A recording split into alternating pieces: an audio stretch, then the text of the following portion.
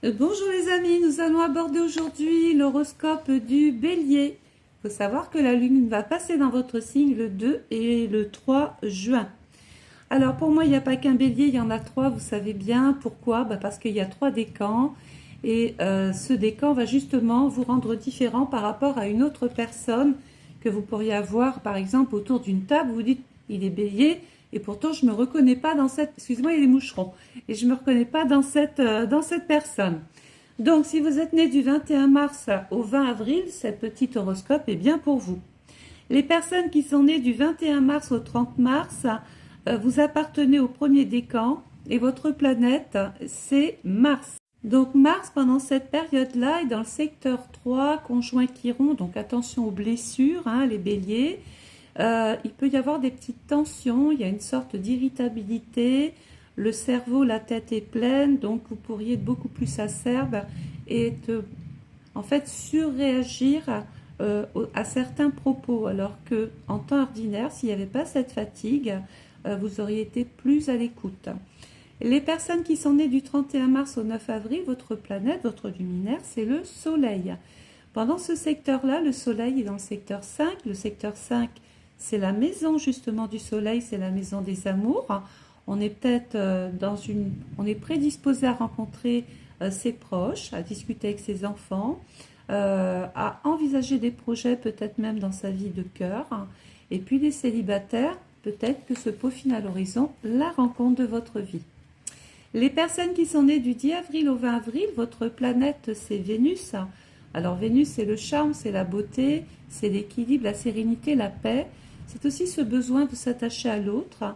Et pendant cette période, Vénus est aussi dans le secteur 5. Donc là, on y met du sien, on a envie d'être amoureux, on a envie d'être avec l'autre. On recherche l'équilibre à travers une personne. Voilà. Donc on va aborder le petit horoscope que je fais d'habitude et puis ensuite on parlera de vos maisons astrologiques. Donc côté amour, l'heure est à la tendresse avec Vénus. Vous avez des accès de romantisme qui combleront votre moitié. Alors les célibataires, vous apprécierez le flirt et quelques jeux de séduction, ça c'est toujours Vénus, sans forcément chercher autre chose. Voilà, vous avez envie d'être bien simplement. Côté argent, alors Jupiter n'est pas trop indulgent pendant cette période-là.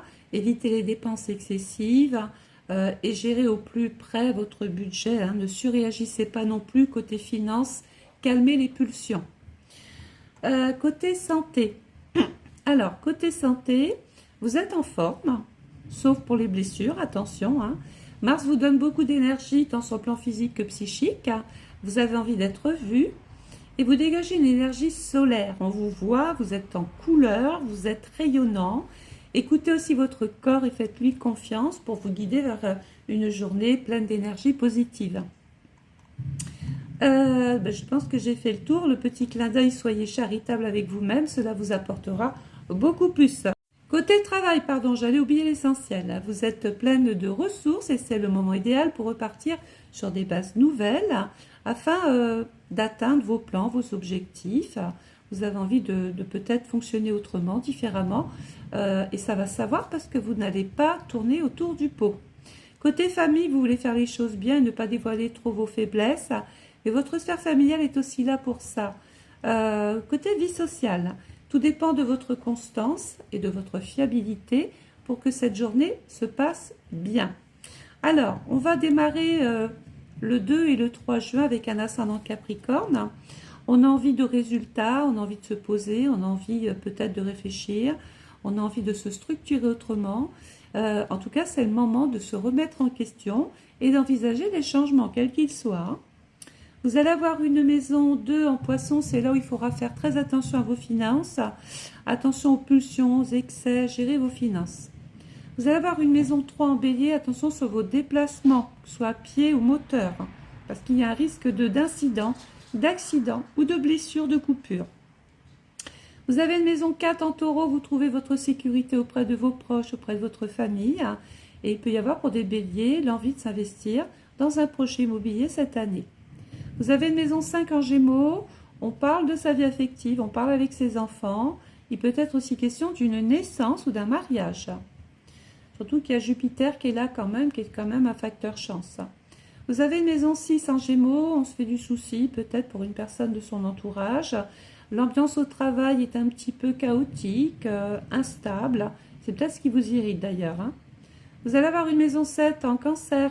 On tisse des liens avec l'autre, on a peut-être envie de se mettre en couple, on a envie de régler son passé. C'est le moment de rencontrer son notaire, son avocat, son juriste, de discuter aussi avec sa famille. On a une maison 8 en Vierge, on fait attention à sa santé, les béliers, puisque la Vierge, c'est toutes les petites pathologies, et la maison 8, c'est tout ce qui crée l'infection sur les petites pathologies.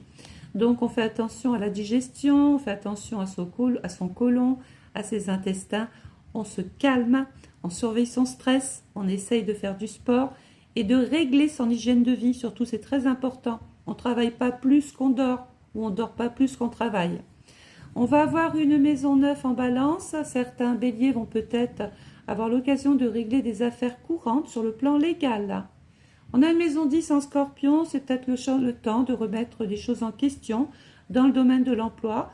On peut donc changer des choses par rapport à son travail.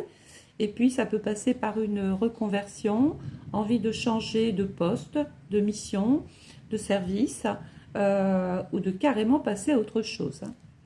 On va avoir une maison en Sagittaire, c'est le moment de voyager, c'est le moment d'avoir des contacts avec le lointain, et peut-être avec Jupiter ici, de déménager. Et donc cette maison 12 en fin Sagittaire, attention au sciatique, au dos, aux hanches, à vos déplacements. Soyez, voilà, attention aux sportifs et à tous ceux qui se mettent en danger via des compétitions ou des challenges ou des défis. Voilà, j'espère que ce petit horoscope aura retenu toute votre attention. Je vous souhaite à toutes et à tous de passer un excellent week-end. Sachez que vous pouvez d'ores et déjà commander votre étude astrale personnalisée 2025. Voilà, excellente journée à vous tous, portez-vous bien et prenez pas de risques les béliers, hein.